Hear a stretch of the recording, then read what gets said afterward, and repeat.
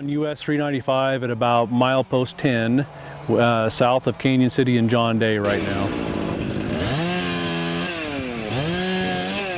And right now we have multiple ODOT crews. We've mobilized resources from all across eastern Oregon, from Pendleton all the way down to Jordan Valley and Bass. Additionally, we've brought resources from the west side of the state, and we're removing hazard trees. We have hundreds of burnt trees that pose a hazard to falling into the highway and either hitting vehicles or blocking the highway. And so we're currently working on removing those hazard trees and getting those off of the highway and out of danger.